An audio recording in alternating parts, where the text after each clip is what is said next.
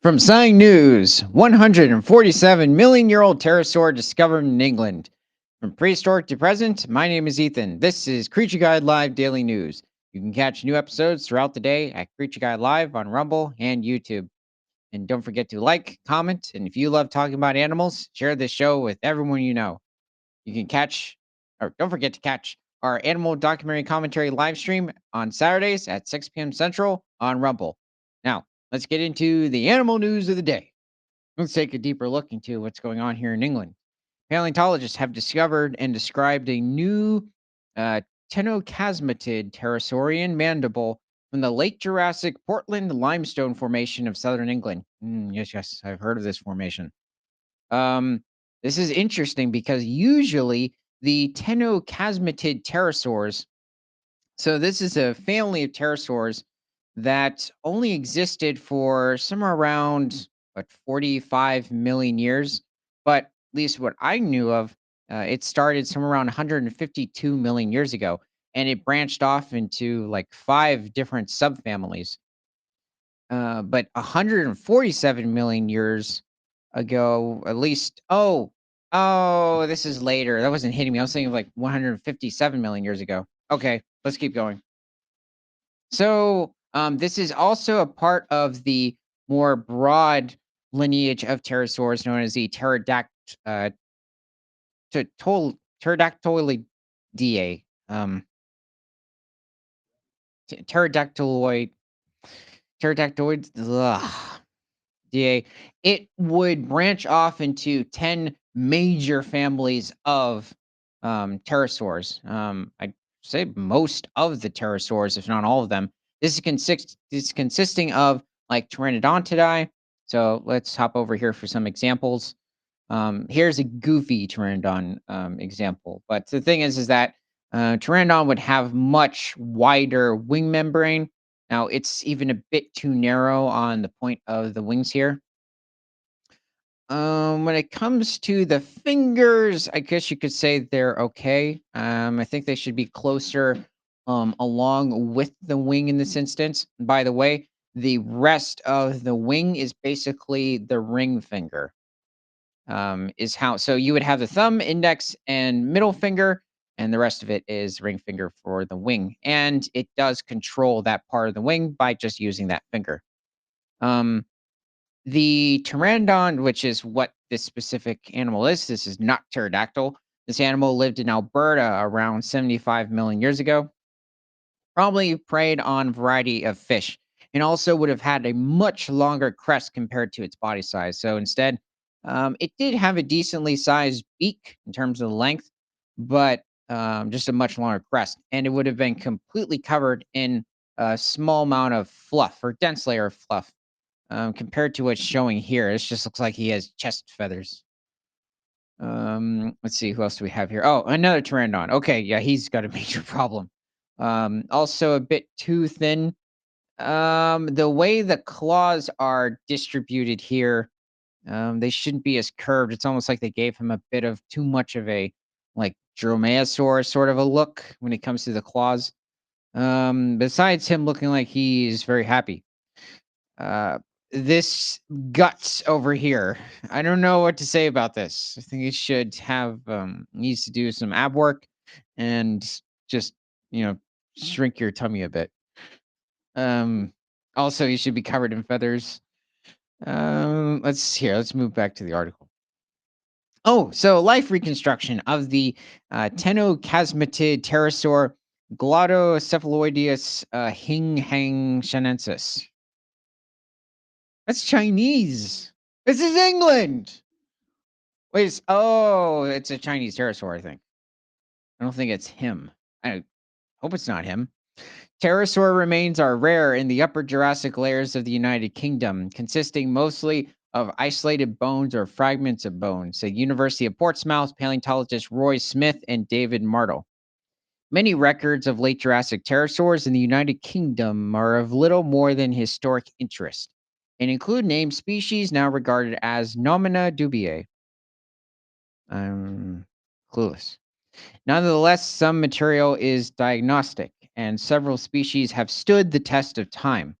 By far, the majority of Upper Jurassic pterosaurs in the United Kingdom have come from the Kimmeridge Clay Formation of southern England. This is a very famous area within England. So this dates to up to around a little more than 150 million years ago of southern England, with just a few occurrences from the Oxfordian part of the Oxford Clay Formation of southern eastern England. Also, another famous formation. This reaches to about 165 million years ago, and a single occurrence from the Kimmeridge Clay Formation of Scotland. So in these two formations, you also have many marine deposits. So a wide variety of different types of marine reptiles have been discovered here. Ichthyosaurs, pliosaurs from both formations, and even certain species of theropod dinosaurs, sauropods.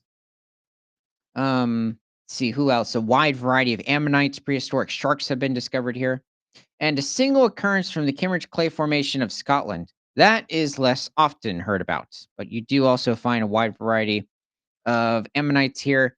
Not so sure about the marine reptiles. Despite this dearth of material, there have been some occurrences of associated material and the near complete skull of Susicephalus scarfi at the type locality of the Kimmeridgian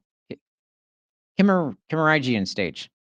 Also, to remind everybody, this family of pterosaurs, so it ended up dying out at around 105 million years ago. Okay. Let's see. Okay, this is not a member of this specific family. So this is a member of the Ornithochiridae lineage of pterosaurs, but it is now, well, it's been this way for a few years, but recognized as the genus Tropignathus with Ornithochirus, which is what it was originally named as. This is the model from the 1999 series, Walking with Dinosaurs. Originally known as Ornithochirus, is now Tropignathus, but it belongs to the family of pterosaurs known as Ornithochiridae, which did have other distinct species, and was a member of the overall Pterodactylidae lineage of pterosaurs.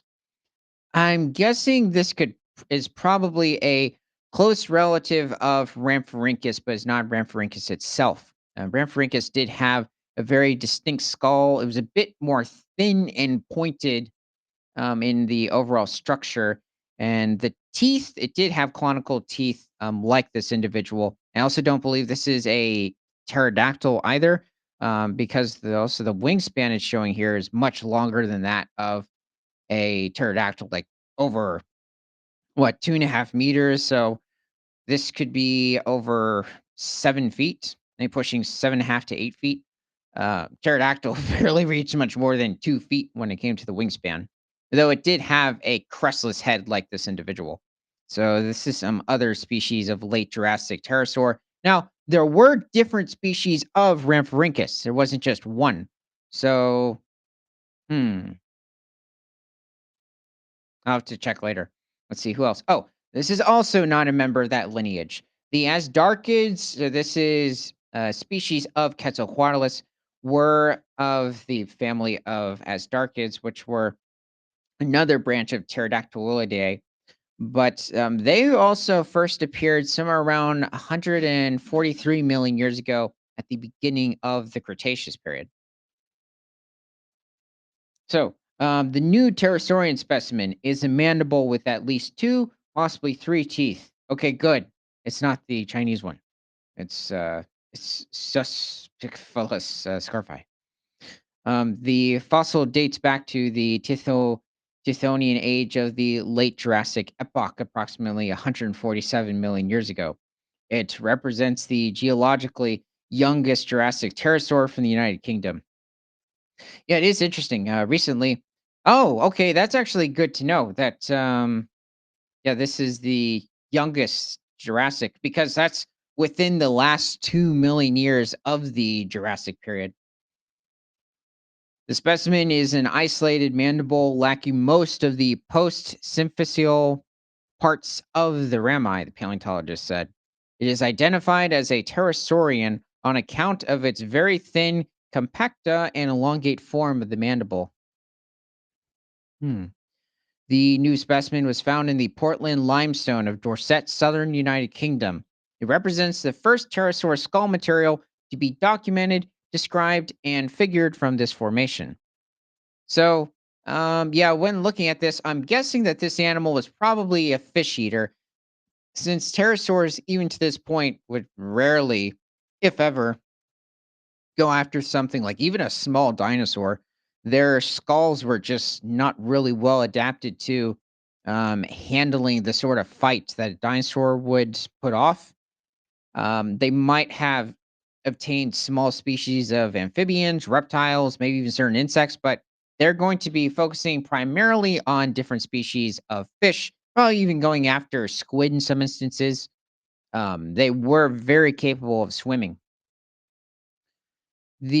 Possibly diving in some instances. The specimen was likely first found when a quarryman split the stone using the standard feather and wedge procedure, the researchers said.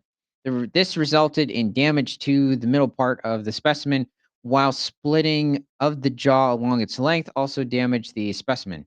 The counterpart appears not to have been recovered. A lack of diagnostic features prevents the fossil's referral to a known or new species, but it can be confidently assigned to the pterosaur clade Tenocasmatoideae. Tenocasmatoids are okay, so it's just talking about the specific family I was talking about earlier with the other pterosaurs. But they're known for their elongate, slender teeth, closely shaped and long, sometimes dorsally curved jaws. Yet the Asdarchids, the Pteranodontids, the more many of the other families that existed throughout the rest of the Cretaceous did not possess teeth. There were other members, like even the ornithochirids, they did possess teeth. Some even had more of like a whale, sort of a baleen tooth sort of jaw structure, which is interesting. So it's not just whales that had this type of distinct just tooth arrangement. Let's see, a lack of diagnostic features. Oh, no, I said that. Indeed, one form, the South American pterodastro. Oh, yeah, this famous individual has among the longest teeth in terms of length diameter ratio of any tetrapod. So tetrapods typically referred to any um, reptiles, amphibians, even I believe mammals, also dinosaurs, birds that derived from the lobe-finned fish of the Devonian over 375 million years ago, like such as Tiktaalik. Let's see. The basal U Utencosmadian Pterodactylus antiquus. Here we go. So here's the famous individual, but he's you could say in reality he's not. Um, but like Pteranodon counterpart, very distant relative, the one with the crest. So this is technically pterodactyl, but it's actually pterodactylus. And Tenocasmatoid Erdiodactylus longicolum, both of Tithonian age. So this is referring to this last bit, the Tithonian epoch of the late Jurassic. Have short conical teeth with a wider alveolar spacing than those of their tenocasmatid allies. The elongate, slender mandible and numerous closely spaced alveoli suggest it is a member of Tenocasmatidae. Yeah, well, that sounds about right. Except, wait a second, the alveoli. I mean, alveoli. Hmm. A faint median ridge on the occlusal surface between two grooves converging into a median groove and anteriorly, and the lack of a distinct premaxilla suggests the specimen is part of the symphysis of the mandible. This is the first documented record of a pterodactyloid from the Portland group of England. Okay, well, this is good to hear that we found certain parts of the skeleton within this pterosaur. Um, we don't know how long this animal is estimated to be. I'm going to guess it's not going to be much more than 8 feet. And pterosaurs weren't very large during the late Jurassic.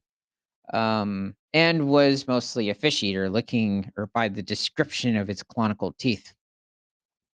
So let me know what your favorite species of pterosaur is.